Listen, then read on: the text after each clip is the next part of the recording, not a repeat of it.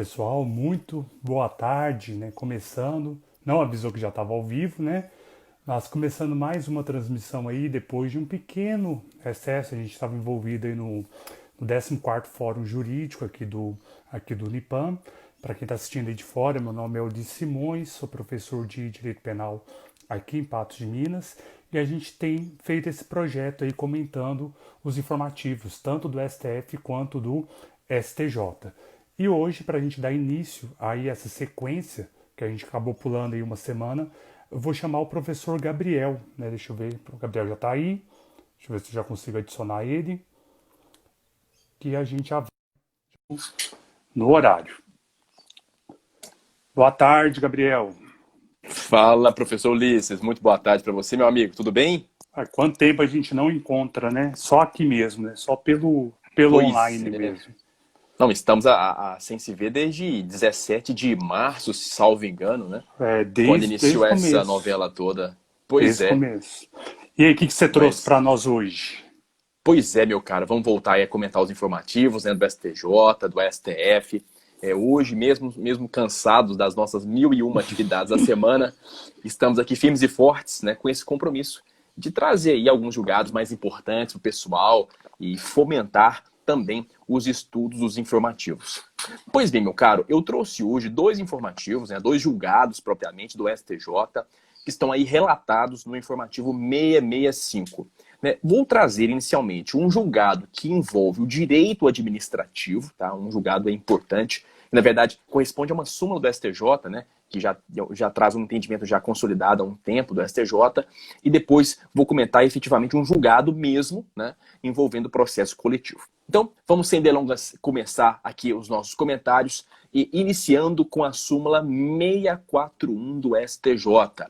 Como eu falei, pessoal, esta súmula ela não representa uma novidade, porque ela assenta um entendimento do STJ que já não é recente, né? Já é um entendimento um pouco mais antigo. Tanto é verdade que este entendimento versado na súmula 641 já foi objeto de cobrança em vários certames. Me lembra que agora, de memória, da prova da magistratura do TJ do DFT de 2016, para vocês terem uma ideia. E agora, então, esse entendimento está consolidado em uma súmula, que eu repito, é a súmula 641 do STJ. Pois bem, esta súmula, professor Ulisses, ela diz exatamente o seguinte, olha só. A portaria de instauração do processo administrativo disciplinar prescinde da exposição detalhada dos fatos a serem apurados. Então, de certa maneira, traduzindo um pouco da súmula para vocês, né, ela vem dizendo que, por ocasião da instauração do PAD, né, do processo administrativo disciplinar, não é preciso, não é necessário que a conduta supostamente praticada pelo servidor, né, infrator, seja discriminada neste ato, né, nessa portaria que vai então instaurar o processo administrativo. Por que que não se exige a discriminação, né? Ou seja, a exposição detalhada do fato neste ato que vai instaurar o PAD? Porque olha só, professor Ulisses, o PAD, né, o procedimento dele é constituído basicamente de três etapas, de três fases, né? Sendo a própria instauração do PAD, a instrução do processo administrativo e depois o seu julgamento. Então, quando da instauração do PAD, né, através de uma portaria, o que se, na verdade, procura trazer ali é basicamente a constituição da comissão processante, ou seja, quem serão os servidores que vão compor a comissão que será responsável, né, por apurar este episódio praticado aí pelo servidor público. Então, não se tem aqui neste começo, neste início, a intenção, de fato, de fazer uma discriminação, né, mais completa da situação praticada aí pelo servidor. Então, vai-se apenas dispor quem são as pessoas que vão compor a comissão, qual eventualmente é a conduta, né, ali bem en passant, bem superficialmente falando, praticada pelo servidor, porque, notem, num segundo momento, né, na fase de instrução propriamente dita, é que a comissão vai aí colher provas, vai colher elementos relativos a esta prática infracional pelo servidor público. E só depois de instruir o feito realmente, é que a comissão vai fazer um relatório e aí sim, neste momento, quando ela for elaborar esse relatório, depois que já tiver os elementos, né, probatórios e informativos em mãos, aí a comissão vai ter que discriminar, assim, bastante pormenorizadamente a conduta praticada pelo servidor. E na sequência, né, como última etapa do processo administrativo, haverá aí o julgamento pela autoridade competente. Eu confesso, professor Ulisses, que sempre achei muito estranho, sabe, essa dinâmica, porque eu já defendi servidor público, né, algumas vezes em processo administrativo, e quando você vai atuar no PAD, você fica meio que caminhando no escuro, né, sem saber exatamente qual é a conduta que está sendo imputada ao servidor, e fica até um pouco difícil de você fazer a defesa realmente. Mas, enfim, é a dinâmica, né, instituída pela própria Lei 8.112, né, a lei que regulamenta aí, o servidor público federal, e acaba que é algo já realmente consolidado, né, e acaba sendo também reproduzido esse modelo na esfera estadual e na esfera municipal. Mas só para poder fechar o raciocínio aqui. Gente, não é necessário, segundo a súmula 641, discriminar a conduta no ato que instaura o PAD, porque é num segundo momento, é na fase de instrução, que aí efetivamente é que se vai, dessa forma, a comissão vai apurar o que foi praticado e fará um relatório minucioso, né, especificando a razão de ser desta imputação ao servidor público. Basicamente, este então é o comentário da súmula 641. O John até colocou aí, né, que você começou comentando a súmula 641 do STJ, né? Então, isso mesmo. Que agora foi repetida aí no informativo também, né, John? Porque ele colocou aí 641 do STJ. É interessante Exatamente. também que tanto eu quanto você, né, nós dois já atuamos aí na advocacia pública municipal e de vez em quando aparece isso, né, lá na nossa rotina, aparece para a gente ofertar a defesa, às vezes para um servidor que já estava sem defesa, né, porque já tem o processo, já tem o PAD, e como é garantido aí, né, o contraditório, às vezes o servidor nem aparecia lá para oferecer defesa, principalmente abandono de cargo, né, acabou largando, etc. Então a defesa ela era bem meio protocolar, meio pro forma, né? Olha, negativa geral, porque a gente acabava não tendo esse acesso que você falou aos detalhes pormenorizados da denúncia, né? Exatamente. Entre aspas. Só para completar, Ulisses, às vezes o pessoal não tem tanto costume assim com o processo administrativo.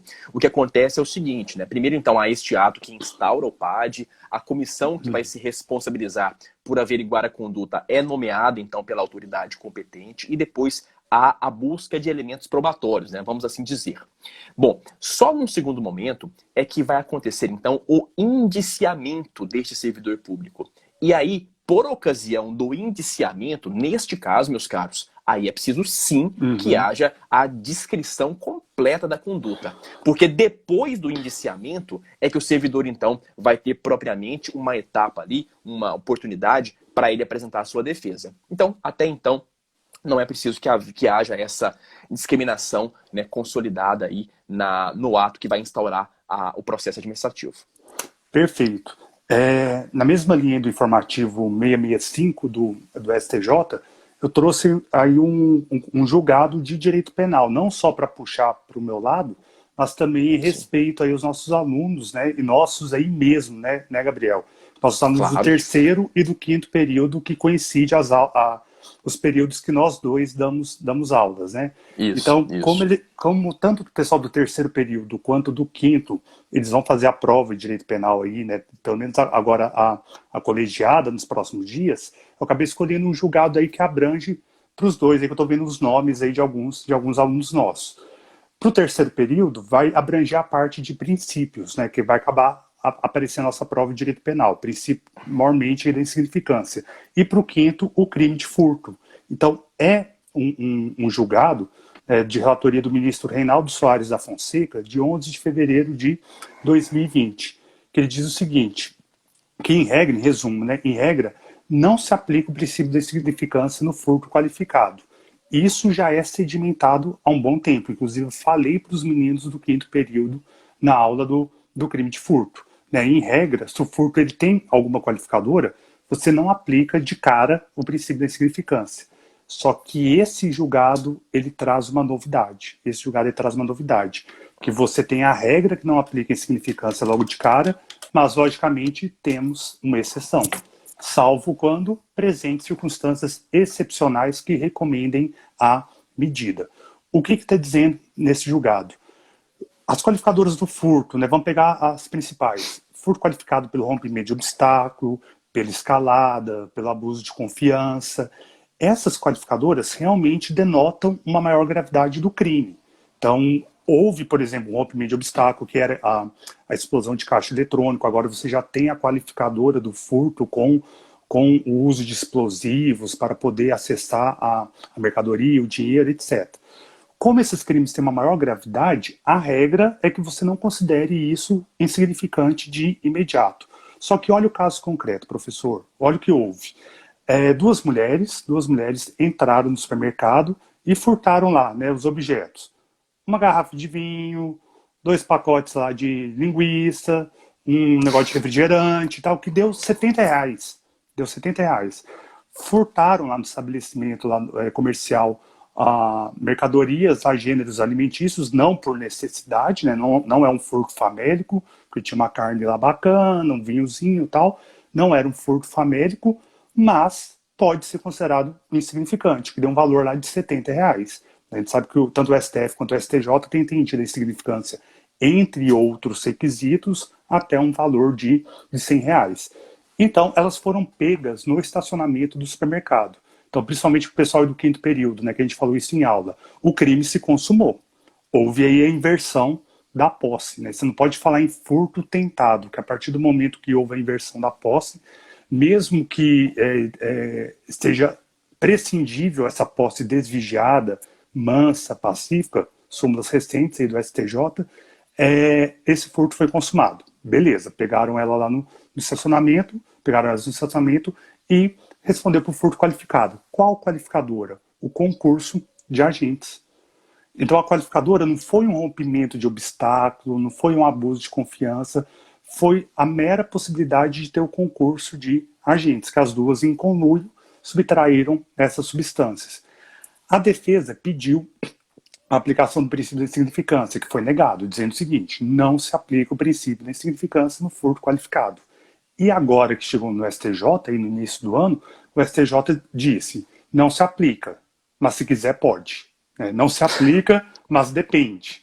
Não se aplica como regra, mas a exceção é o concurso, porque o concurso de agentes não denota uma maior gravidade, um maior potencial lesivo do que uma explosão de um caixa eletrônico, por exemplo, ou arrombamento de uma porta.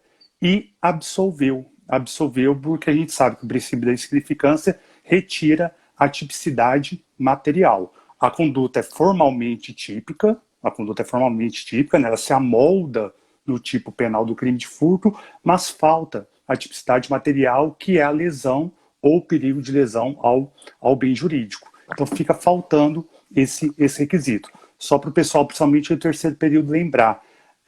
Requisitos do princípio da insignificância: mínima ofensividade da conduta, ausência de periculosidade social, reduzido grau de reprovabilidade e inexpressividade do bem jurídico. São os requisitos tanto do STF quanto do STJ.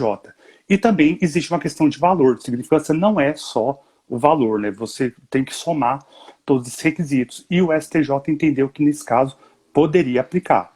Não poderia, né, no furto qualificado, com um rompimento de obstáculo, com o abuso de confiança, você falar que aquela conduta é insignificante, porque teria um potencial lesivo maior.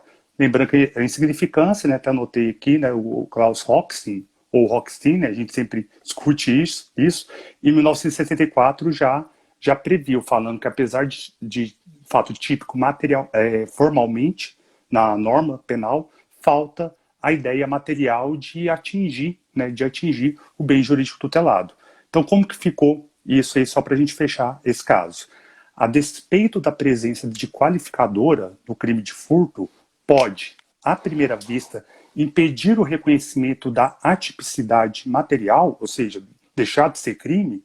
A análise conjunta das circunstâncias pode demonstrar a ausência de lesividade do fato imputado. Inclusive, nesse caso, R$ 70 de mercadoria, elas foram pegas lá no estacionamento e a mercadoria retornou. Então não houve efetivamente a lesão ao bem jurídico. Recomendo a aplicação do princípio da insignificância. Gabriel. Bacana, até porque me parece que, diante desse caso concreto, a lesão jurídica realmente ela não se deu de tal modo que se pudesse aí pensar no afastamento da insignificância, né? Eu sempre tive para mim, logicamente, esse entendimento do STJ de que insignificância e furto qualificado são coisas incompatíveis, mas nessa seara, nessa esteira aí do caso concreto, me parece que de fato a interpretação e a hermenêutica jurídica própria não nos conduz à inaplicação da insignificância, né? Justamente por conta da pouca expressividade da lesão jurídica, né? Pelo menos foi assim que eu entendi essa decisão do STJ. Mas Perfeito. bem interessante, Ulisses. Valeu demais. Vamos passar então para o meu segundo julgado. Agora é efetivamente mesmo um julgado, né? Eu trouxe inicialmente a súmula 641, que consta do informativo 665 do STJ, e agora vou comentar com vocês um julgado do STJ que é de 2019, né? No segundo semestre de 2019, propriamente os embargos de declaração no recurso especial 1.405.697 de Minas Gerais, relator ministro Marco Aurélio Belize. Olha só, meus amigos, esse julgado ele está relacionado com o tema processo coletivo, que é uma temática muito interessante, né? Acaba que está um pouco dentro do processo civil, um pouco do constitucional, obviamente dos direitos difusos e coletivos, né? Individuais homogêneos, e é uma temática bem legal. Olha só, vocês sabem que em determinados casos, algumas ações elas assumem um perfil coletivo. Por quê, Gabriel? Porque, na verdade, os direitos ali subjacentes, né, os direitos das pessoas interessadas naquela demanda, são direitos coletivos, são direitos difusos ou individuais homogêneos. Para ser um pouco mais objetivo e direto, são direitos com uma maior abrangência, né, que são de interesse de várias pessoas, por exemplo. E aí, no lugar de você propor várias demandas individuais, propõe-se apenas uma ação coletiva. Isso é muito comum quando se fala, por exemplo, em direito do consumidor, né? No lugar de cada consumidor ficar propondo uma demanda própria, o que vai acontecer? Algum legitimado, né, conforme a lei da ação civil pública e outras legislações mais, né, que tocam o assunto aqui, vai dispor que determinadas associações, determinadas entidades poderão propor ações coletivas, né, de modo a tutelar, de modo a proteger aí esta gama de pessoas. E para que cada um desses não precise propor ação própria. Esta é a ideia e, logicamente, que temos aqui a presença do princípio da economia processual, sem sombra de dúvidas. Bom, o ponto fulcral aqui do julgado, professor Ulisses, é o seguinte. Bom, se uma associação propõe uma ação coletiva, né? Imagina só que alguma associação propôs uma ação, né, coletiva visando proteger aí uma infinidade de consumidores em relação a determinado contrato bancário. Ótimo. Esta primeira associação acaba sendo dissolvida, ela acaba sendo extinta. A pergunta é, uma outra associação, né, que atua na defesa dos mesmos interesses, ou seja, dos consumidores da área bancária, por exemplo. Esta outra associação pode suceder à primeira nesta demanda que já está em andamento? Esta é a pergunta. E a resposta é sim, meus amigos. É plenamente possível que uma outra associação legitimada possa suceder à primeira associação, que já não mais existe. Gabriel, por quê? Porque no âmbito do processo coletivo, nós aplicamos um princípio muito importante, muito relevante, que é o princípio do aproveitamento do processo coletivo. Já que os interesses envolvidos, gente, não é o interesse apenas do João, da Maria, mas de uma universalidade de pessoas. Note que a abrangência é muito maior. Até mesmo um interesse coletivo, sabe? A que este processo possa permanecer, a que ele possa perdurar. Então, claramente, por força do artigo 5º da Lei 7347 de 85, que é a Lei da Ação Civil Pública, permite-se, então, esta sucessão processual. Vale dizer, Ulisses, que este ponto é muito cobrado em provas, muito cobrado, porque o próprio artigo 5º, parágrafo 3º, que eu acabei de mencionar, da Lei da Ação Civil Pública, fala o seguinte, que, em caso de desistência infundada ou abandono da ação coletiva por associação legitimada, o Ministério Público ou outro legitimado assumirá a titularidade ativa da ação. O que cai muito em prova? Cai muito em prova da seguinte maneira: ora, se, por exemplo, houver desistência, né, daquele que propôs a ação coletiva, somente o Ministério Público pode assumir o polo ativo da ação. Está errado. Pode o Ministério Público ou qualquer outra associação legitimada cujos interesses sejam conectados, né, conexos com aquilo que está sendo ali tutelado pela demanda coletiva. Então, muita atenção nesse ponto, viu, pessoal? Porque pelo princípio do aproveitamento do processo coletivo, é possível sim, segundo o STJ, haver esta sucessão processual por outra associação cujos interesses sejam semelhantes, sejam conexos com aquela proteção da ação coletiva. É interessante demais, porque geralmente aparece em prova falando que é só o Ministério Público, né? Justo. Só o Ministério Público que pode continuar, ou associação que não tenha o mesmo interesse, né? Então tem que ser a associação que represente aquela causa. E o microsistema, né, de processo coletivo tem sido bastante trabalhado, né? No nosso fórum a gente teve palestrantes que abordaram aí as causas coletivas. E também ninguém mais, ninguém menos do que o professor Edilson Vitorelli, né, que é um dos maiores, né, especialistas da matéria do Brasil.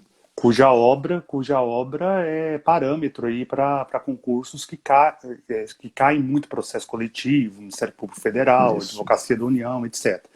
E esse microsistema demanda, né, até um eventual código, né, já tem uma repercussão aí de um código de processo coletivo. Porque você acaba pegando um pouco lá da lei de ação civil pública, um pouco do Código do Consumidor para poder impetrar essas ações. Isso. Então, um tema muito interessante. Lei da ação popular, o próprio Código de Processo Civil. Então, assim, é uma gama infinita de leis, né, que compõem o microsistema coletivo. Já caberia mais um código, né? Mais um para a gente estudar aí, um código de processo coletivo. Bom, e o último que eu trouxe também, né, envolvendo o direito penal, mas aí o crime de homicídio. Então, principalmente para os nossos queridos alunos aí do 5º período, que eu estou vendo entrando aí também, porque vai ter provas sobre isso. E aqui, na verdade, está sedimentando um posicionamento que já existia. O que é isso? O informativo 665 do STJ vai dizer o seguinte, que a qualificadora do meio cruel, então o artigo 121, parágrafo 2º, inciso 3, né, qualificadora do meio cruel lá no crime de homicídio, ela é compatível com o dolo eventual. Como assim? O homicídio sendo doloso, né, pouco vai importar para efeitos de tipificação se o dolo foi eventual ou o dolo é direto. O homicídio ele é doloso para todos os efeitos. Talvez você, juiz, na hora de aplicar a pena, possa fazer uma ponderação aí com as regras do artigo 59. Se o dolo foi direto, se o dolo foi eventual. Mas tinha uma discussão, será que a qualificadora do meio cruel, ela pode ser para o dolo eventual? Lembrando o dolo eventual, aquele que, além de você assumir o risco, né, que é o conceito clássico, eu prefiro a versão que fala que você não se importa com o resultado. O dolo eventual, você não se importa com o resultado. E seria possível o meio cruel? Porque se você está provocando o meio cruel, será que não seria um dolo direto? Olha o caso concreto que chegou ao STJ. Motorista de uma caminhonete fura o sinal, desrespeita o sinal lá de fiscalização e de sinalização de trânsito e atropelou uma pessoa e várias testemunhas que viram começaram a gritar contra ele. Por medo, né, ele viu que estava errado, ele foi e acelerou mais ainda. Só que continuaram as pessoas acenando para ele, dizendo o seguinte, a pessoa que você atropelou está presa no veículo. Então ele foi arrastando por mais de 500 metros, olha o tanto que é pesado, né? Ele foi arrastando por mais de 500 metros essa pessoa presa à caminhonete dele.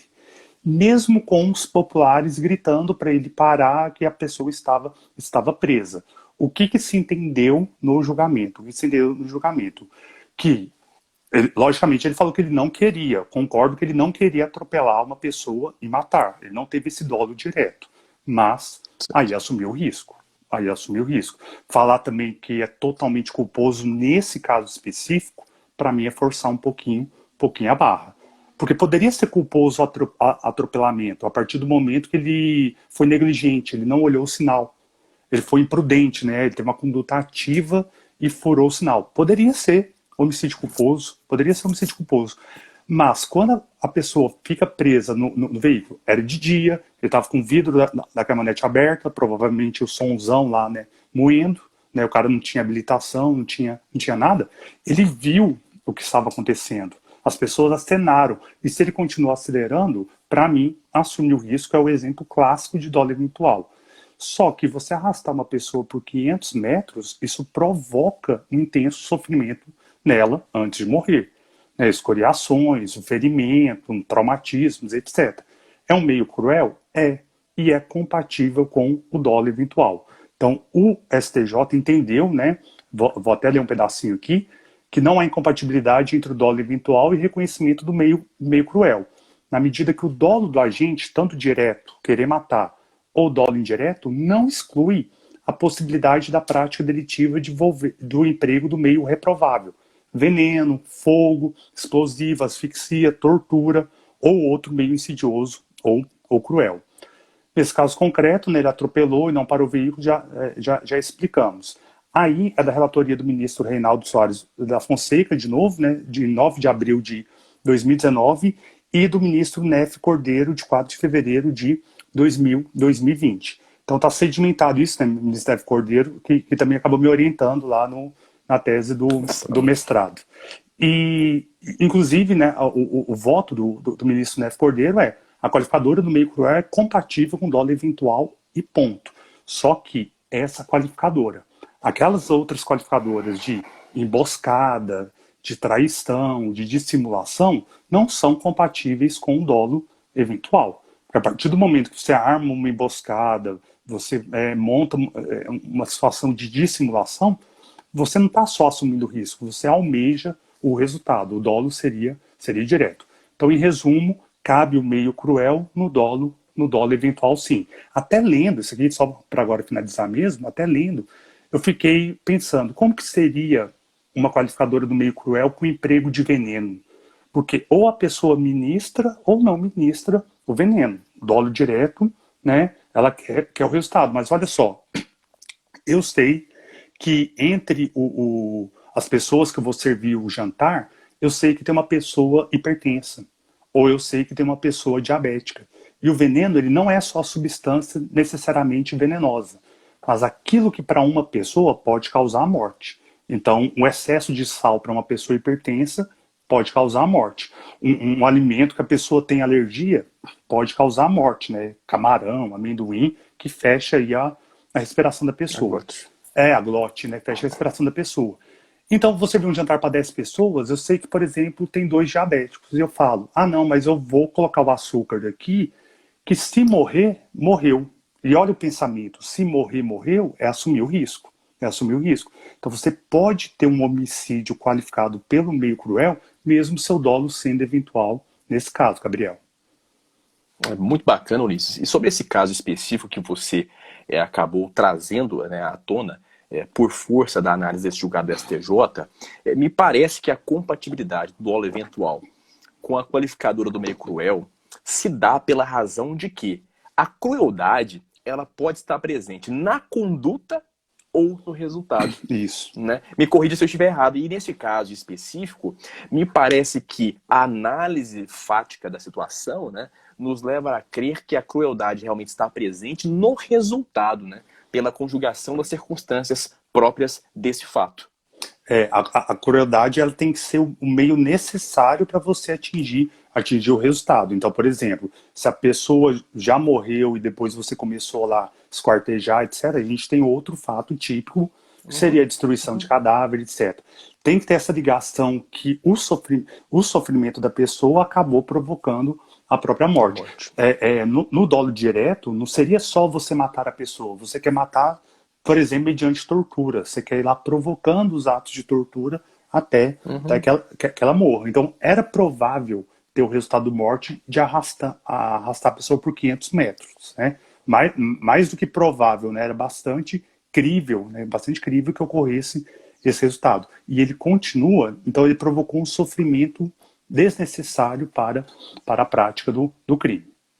Sem dúvida. Ulisses, eu queria só aproveitar para poder fazer um fecho aqui dos meus comentários. Uhum. Eu até acabei esquecendo de fazer esse comentário oportunamente antes. Na verdade, lançar mão do seguinte questionamento. É possível instaurar processo administrativo disciplinar a partir de denúncia anônima? Foi até uma questão que nós conversamos antes, né? E é uma questão muito atinente àquela súmula que eu comentei, que é a súmula 641. E sobre este assunto, meus amigos, existe também uma outra súmula do STJ, que é a súmula 611, que vem justamente tratando da possibilidade de o PAD ser instaurado a partir de denúncia anônima. Sim, é possível. Sabe por que é possível? Bom, segundo o entendimento do STJ, existe por parte da administração pública aquele dever de autotutela, que é aquele dever de autovigilância, né? De autofiscalização que a administração tem de observar no que toca aos seus próprios atos, não é verdade? Então, obviamente, a administração pública ela poderá anular aqueles atos que ela venha verificar que são atos ilegais. Então, é possível sim que haja a instauração do PAD a partir de denúncia anônima e, notadamente, como fala a súmula 611, se esta instauração estiver motivada em inquérito, em investigação, em uma sindicância administrativa. Ou seja, existe ali um amparo, uma motivação especial para que este PAD, então, seja instaurado, ainda que seja a partir de denúncia anônima. Tá? Até teve um colega que comentou aqui do inquérito policial, né? No caso do inquérito, até me inicio essa matéria em processo penal 1, pode haver sim a instauração do inquérito policial, mas espera aí, quando o delegado recebe ali a comunicação anônima, né, a delatio criminis anônima, ele precisa então fazer a verificação da procedência daquela notícia anônima, para depois então, conjugada a notícia anônima com outros elementos mais, aí sim ele instaurar o inquérito policial. Sou Ulisses. Porque a sindicância também seria quase que um paralelo aí, né? Seria até uma investigação preliminar, guarda uma certa semelhança com o inquérito, que pode não virar o PAD, né? No âmbito da administração pública também a gente acaba se deparando muito com sindicância que termina, né? Sindicância que é arquivada porque não apurou nenhum ilícito. E a partir do momento que a sindicância, ilícito administrativo, né? A partir do momento que a sindicância verifica alguma coisa, aí começa o PAD, inclusive com contraditório, para defesa, exato, etc. Também tem uma pergunta aqui, Gabriel, do John, né, sobre aquela questão da insignificância. Ele vai dizer o seguinte: a insignificância pode ser aplicada mesmo que o furto de produtos em estabelecimentos de menor porte, como, por exemplo, mercadinho de bairro? Eu não sei se o John é aluno nosso, mas eu sempre falo isso em sala de aula também, que às vezes você furtar uma mercadoria de um supermercado grande, né, só para exemplificar, um Carrefour da vida, né, um grande conglomerado, um Walmart, etc., é uma coisa. E às vezes para venda lá na zona rural, né, para venda lá no arraial, é outra coisa. E às vezes é a mesma mercadoria. Mas a gente não pode, John, se pautar meramente no valor. Todos aqueles requisitos, a gente tem que ficar atento no último, a inexpressividade da lesão jurídica. Talvez furtar uma pasta de dente, tanto no Carrefour quanto na venda do bairro, seja inexpressivo dado o valor, seja inexpressivo para ambos. Mas uma mercadoria, às vezes, que custa perto de R$100, né, porque R$100 é o limite para ser insignificante, pode ser insignificante para um grande supermercado, mas lá na vendinha do bairro pode já não ser mais, porque lá o dono vai ter que tirar lá do próprio bolso, né? Às vezes o caixa, às vezes o responsável vai ter que verificar aquilo. Então, John, não é tão automático assim, é sempre no caso concreto. Né, Gabriel? Gabriel também... É isso mesmo. A significância também tem um amparo constitucional muito grande, né? Com toda certeza, sem dúvida. Até porque, veja bem, não são todas as condutas que vão atrair aí o interesse do direito penal, na verdade. Uhum. Não basta se pensar apenas na tipicidade formal. É preciso que nós verifiquemos com efeito, né, uma tipicidade material mesmo, a ponto de justificar a atuação do direito penal, punindo aquele agente que eventualmente praticou a conduta, né? Então, é preciso que se verifique também um resultado justo, né, a partir da aplicação da norma penal. E quando nós verificarmos que existe ali um resultado injusto por conta da inespecificidade da lesão jurídica, realmente há que se aplicar a insignificância. E há um fundamento constitucional muito forte para isso, né, que é a própria individualização da pena, né, especialmente, que vai dar aí luzes para que nós cheguemos a esse resultado, a essa conclusão. Florice, se me permite, né, já caminhando aqui para o nosso encerramento, não sei se você tem outros comentários para poder fazer, só quero, na verdade, convidar o pessoal, né, todos os sábados, neste horário, 17h30, nós estaremos aqui comentando vários julgados com vocês, né, julgados importantes, de relevo e que tem aí uma utilidade prática muito interessante para a sua vida prática, para concursos públicos. Então, esteja conosco aqui, né, sempre às 17h30, 17 horas, aqui no Instagram do curso Nomeação. E, por gentileza, né, queiram participar com a gente. Manda sugestão de julgado para que nós possamos comentar, manda sugestão de formato para que nós possamos, de repente, mudar um pouco o formato, né? Fazer uma inversão aqui, não sei. Inovar, efetivamente, de modo aí a contemplar também os interesses de vocês, né?